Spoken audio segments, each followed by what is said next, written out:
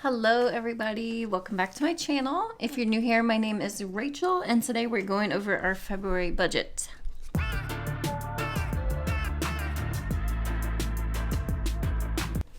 For the most part, February is pretty well the same as every other month, but I did make a little bit of a change, which I will cover as we go. And hopefully there will be some income changes. We'll see. It's still early. We'll see. But anyway, I'm excited. Thank you for being here. I am on my debt-free journey of $250,000 in debt. We're trying to get up to positive net worth. And I'm sharing that here all on my channel. And that is weekly money transfers, monthly goals, monthly budgets, all that. So this is our February budget. Thank you all so much for joining me. And let's just get into it. Okay, so here is the budget that looks exactly the same every single month.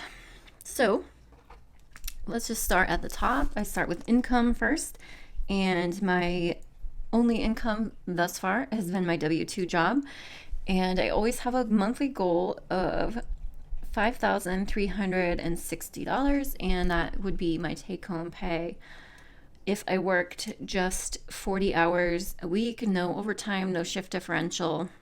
So that is like my base goal. I absolutely end up working more than that every month, but that's like the lowest amount that I could possibly make. So I always go based on that. And then of course, anything more than that is just a good thing and can be applied to debt. So next category is my expenses.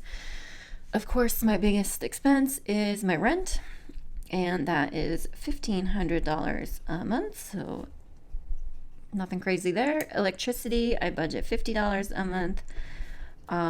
Fed loan is my student loans. If you've been following my channel, you know I am down to just my federal student loans, which are all currently with Fed loan servicing. They will be changing lenders apparently over the next year, but that's where they sit now.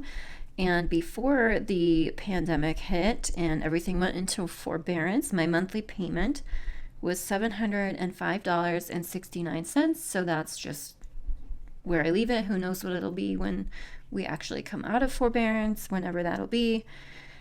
I don't actually make that monthly payment, but as you know, I am saving for those student loans on the side. And I did pay down just over $25,000 of that in 2021. And then my next expense is my gym membership, which is always $22.99. My internet, which should always be $38.99.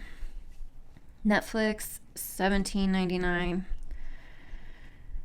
Hopefully none of these start jacking the prices thanks to inflation, although I did hear Netflix is going to be increasing soon, so we'll see how that goes. My cell phone bill is always $60. Groceries and food, here is where I'm making a change to my budget. I normally budget $300 for groceries and food, but I end up going over every single month, so I am gonna change that, and I'm gonna put it at $450 now. Just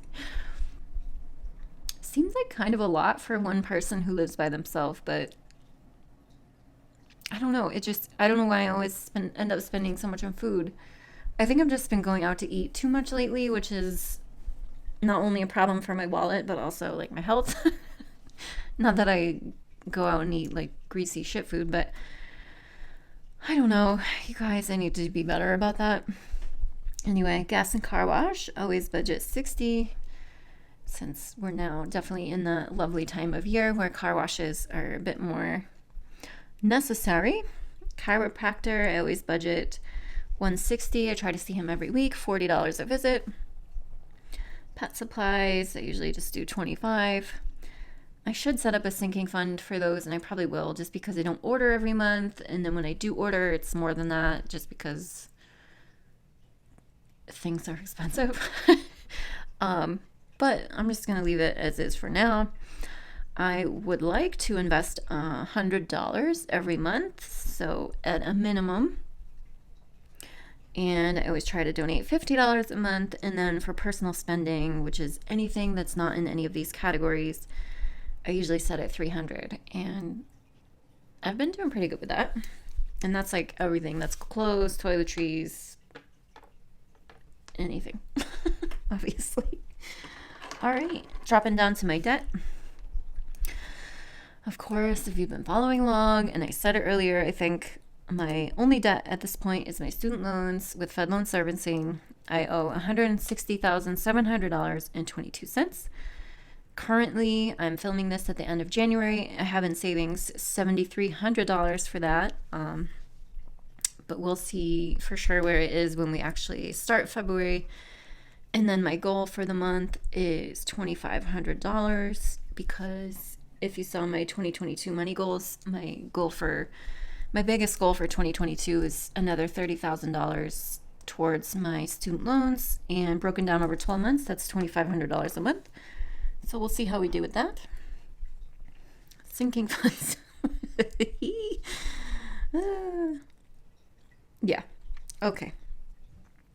If you've been following, you know my emergency fund is really sad right now, and it has been since August of 2021, when I had to pay about $12,000 to get my rental property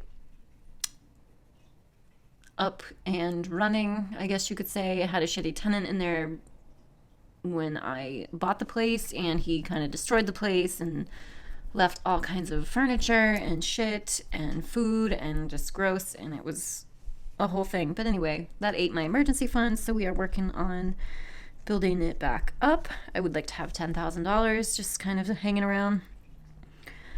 Of course, I would love to contribute the full $6,000 to my Roth for 2022, and then I would like a $2,000 car vet and medical fund for car maintenance, yearly car registration, and any vet visits or medical visits that might pop up.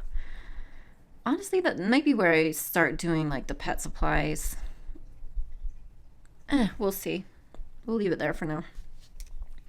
Currently, my emergency fund is sitting at $462, I think. But again, we'll see where we end up once February actually starts, and see how we do with that in February. Hopefully it'll be a little bit more than that. We'll see. But that is really it. So, like I said, only change to my groceries and food. Hopefully I'll have rental income. We'll see. Hopefully I can get my $2,500 goal for my student loans, and hopefully I'm able to contribute to my emergency fund at a minimum, as well as invest. Need to invest. But that's basically it. Shut that off. Nothing too exciting or too crazy, but we got to do a budget nonetheless, because if you don't know where your money's going, how are you going to improve yourself? And that's what we're here for. I need to do better. But anyway, that's all I've got for today. Thank you guys so much for watching. I would love to hear in the comments what your big money goals are for the month of February. How did you do with January? Although I do have a January budget review coming out once we're actually into February. But thank you guys so much for watching. As always, your support is so appreciated. Don't forget to give this video a like if you're on your debt-free journey as well. Subscribe if you haven't already, and I will see you guys in my next video.